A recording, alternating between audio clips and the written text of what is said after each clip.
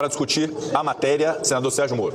Eu sei disso, eu já estive no Poder Executivo e em circunstâncias diferentes, mas também houve intromissão do Congresso sobre a medida provisória de estruturação dos ministérios no início do governo Bolsonaro. Embora fosse esse o caso, presidente Pacheco, aqui é uma particularidade, porque nós vivemos um contexto em que é muito clara a necessidade de uma contenção fiscal, para que nós possamos, com isso, não só impedir uma trajetória de crescimento da dívida pública, mas também gerar uma redução dos juros para reativar a nossa economia e crescer através do investimento privado. E quando se vai olhar essa reforma que foi apresentada pelo governo Lula, o que nós temos é um aumento exponencial do total de ministérios. De 23 vamos para 37. E a gente não consegue vislumbrar nessa construção qualquer ganho de eficiência administrativa, da forma como foi feita. E esse contexto que demanda, ao contrário da expansão, a redução da máquina, a redução das despesas, para que nós possamos voltar a trilhar os caminhos da responsabilidade fiscal, eu sou obrigado a me posicionar contrariamente a essa reforma administrativa, a essa reestruturação dos ministérios. Tem certas questões que são colocadas que me incomodam profundamente, porque são sofismas que deseducam e que criam falsas verdades. Onde é que está escrito, qual é o manual que está escrito, que a quantidade de ministérios de um governo deve ser pequena e não deve ser 23 ou não 37? Onde é que é o manual? Qual é a universidade do mundo que propõe isso?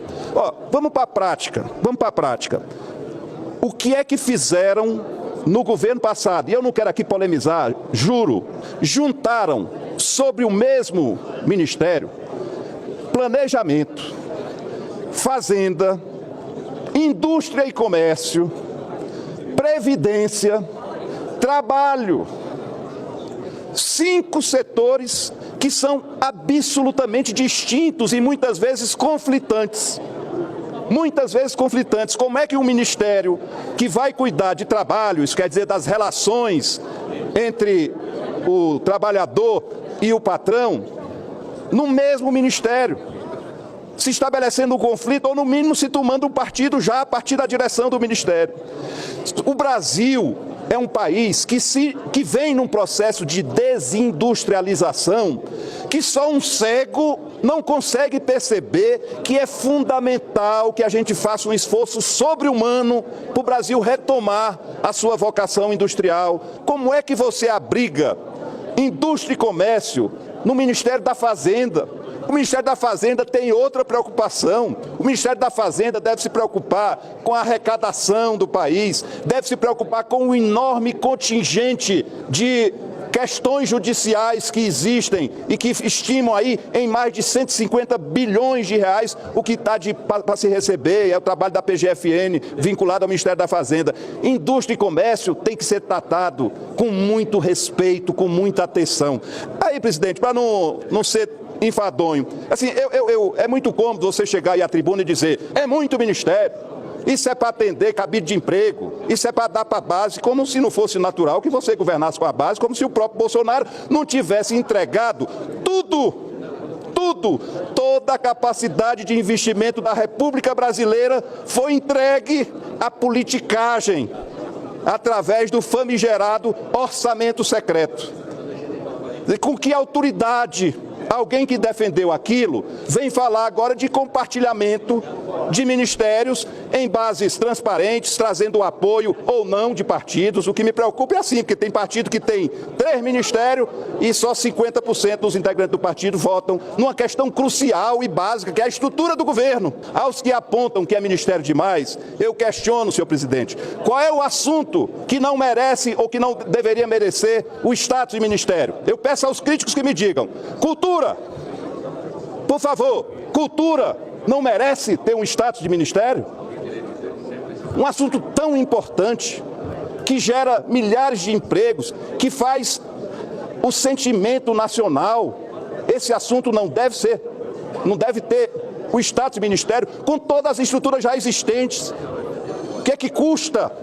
Me digam, por favor, o que é que custa ter lá um ministro? Esse assunto, cultura, com toda a sua estrutura, estava vinculado ao quê? Turismo, era isso? Desenvolvimento agrário e agricultura familiar. Alguém levanta o dedo para dizer que esse ministério não deve existir? Tem alguém que questione? Eu já fui governador e tinha 2 secretarias, ou 2 áreas pelo menos. Eu tinha uma agência de desenvolvimento agrário que dava apoio ao produtor, empresário, e são demandas absolutamente diferentes, e tinha uma secretaria de desenvolvimento agrário que cuidava do pequeno produtor, que lá no Ceará é 80% da nossa população rural. São públicos absolutamente distintos que devem ter enfoques, tratamento, preocupações, planejamentos distintos. Quem faz um não faz o outro. Quem faz um não faz o outro. Bom, é esporte. Será esporte que não deve ser ministério? Me diga, Leila, senadora Leila, esporte não deve ter status de ministério? Eu acho que deve ter. E eu acho que esse país não conseguiu alcançar um nível de educação, de redução dos indicadores de segurança, de ocupação de jovens, porque o esporte não está suficientemente enraizado como um acessório, como algo lateral ali, colado na educação. É gestão e inovação em serviços? Alguém atira a primeira pedra? Não é fundamental que a gente reveja, que a gente repense, que a gente dê um novo olhar à gestão pública? Eu queria que alguém dissesse, esse pode sair. Eu não consigo encontrar nenhum. Ou seria igualdade racial? Que aí alguém entende, não, isso é o quê, amigo? É compreender que esse país discrimina, culturalmente discrimina. Não é preciso xingar um negro, não. Vá ver o salário. Vá ver os presos. Ou seria povos indígenas? Esse não deve existir. Não, índio não deve existir, não deve ter um ministério. Aponte, por favor, jogue a primeira pedra. É índio? São os povos originários que não devem ter um ministério? Ou seria Previdência Social? Não é porque deu emprego para o Lupe, não. O Lupe não precisa disso. Previdência Social está maltratada. Presidente, nós temos uma fila grande. Fizeram a redução, a contenção de despesas, não atendendo as pessoas. Bom, trabalho e emprego, será que é isso? Esse talvez não precise do Brasil, vive a pleno emprego, não tem problema nenhum disso. Ou seria transportes, né? Ou seria portos e aeroportos. Me perdoe, presidente. Eu vou concluir.